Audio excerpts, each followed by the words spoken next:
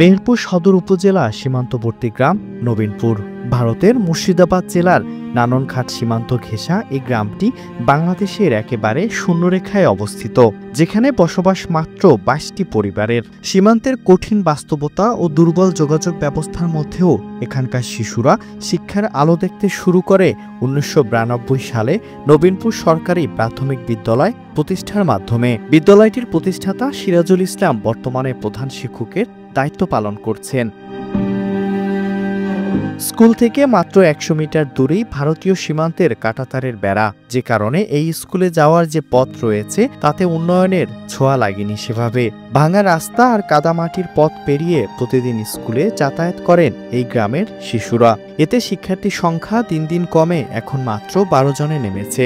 এটা এমন একটি এলাকা যেখানে এই বাচ্চাগুলো যদি আমরা লেখাপড়া না করাই বা স্কুলটা যদি না থাকে, তো এই বাচ্চাগুলো হয়তো ভবিষ্যতে নষ্ট হয়ে যাবে, এরা লেখাপড়ার সুযোগ পাবে না, এরা হয়তো মাদকাসক্ত বা খারাপ দিকে চলে যাবে। কারণ যেহেতু শিক্ষা যেখানে নেই সেখানে অন্ধকার। শিক্ষার্থীর সংখ্যা যদি না বাড়ানো যায় তাহলে এটা স্কুলটা হয়তো বা বন্ধ হয়ে যেতে পারে।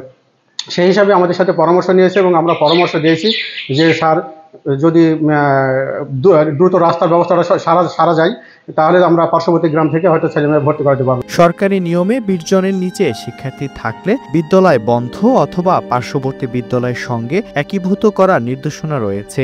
এই নিয়মে বিদ্যালয়টি বন্ধ হলে শিক্ষার আলো থেকে বঞ্চিত হবেন এই এলাকার শিশুরা। এতে উৎকণ্ঠায় রয়েছেন অভিভাবক ও শিক্ষার্থীরা। বাড়ি থেকে আসতে চায়, কিন্তু এই রাস্তার কারণে রাস্তাঘাটে সমস্যার জন্য বাচ্চারা আসতে পারে না বাইরের থেকে। আমি একজন চতুর্থ শ্রেণীর ছাত্র, চতুর্থ শ্রেণীর একা, আমার কোনো বন্ধু বান্ধবী নেই। এদিকে বিদ্যালয়টি টিকিয়ে রাখতে যোগাযোগ ব্যবস্থার উন্নতি করা গেলে শিক্ষার্থীর সংখ্যা বাড়বে বলে মনে করেন স্কুলের প্রধান শিক্ষক। বিদ্যালয়টি টিকিয়ে রাখতে সর্বোচ্চ চেষ্টা করা হচ্ছে, সেই সঙ্গে রাস্তাঘাট উন্নয়নের বিষয়েও ব্যবস্থা নেওয়া হচ্ছে বলে জানান জেলা শিক্ষা অফিসার।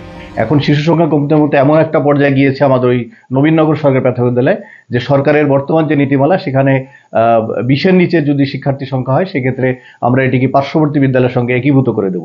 কিন্তু এই নবীননগর সরকারি প্রাথমিক বিদ্যালয়ের বিষয়টি আসলে একটু ব্যতিক্রমধর্মী ঘটনা, কারণ এখানে বিলুপ্ত করলে ওই এলাকার যেসব শিশু আছে সেসব শিশুরা আসলে পড়ালেখা থেকে বঞ্চিত হবে, যেটা বর্তমান সরকারের লক্ষ্য নয়। বর্তমান সরকার প্রতিটা শিশুর প্রতি যত্নশীল, প্রতিটা শিশুর মানসম্মত শিক্ষা নিশ্চিত করতে বদ্ধপরিকর।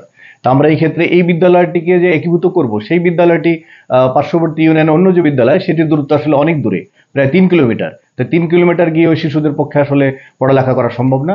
সেই ক্ষেত্রে ওই বিদ্যালয়টি যদি এখানে স্থাপন করা থাকে এবং সেই ক্ষেত্রে ওই বিদ্যালয়টি সংযোগ সড়কগুলো যদি পাকা হয় এবং এলাকার উন্নয়ন কর্মকাণ্ড যদি সেটি শিশুদের আগমনের জন্য, বিদ্যালয়ে পড়ালেখার জন্য যদি উপযোগী হয়, সেক্ষেত্রে আস্তে আস্তে ওই এলাকায় জনগণের বসতি বাড়বে, শিশুদের সংখ্যাও বাড়বে।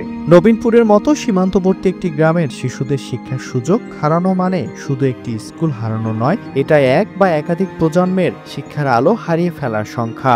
গ্রামবাসীর একটাই দাবি, বিদ্যালয়টি যেন নবীনপুরেই বহাল থাকে। মানবিক বিবেচনায় সরকারের হস্তক্ষেপ এখন সময়ের দাবি।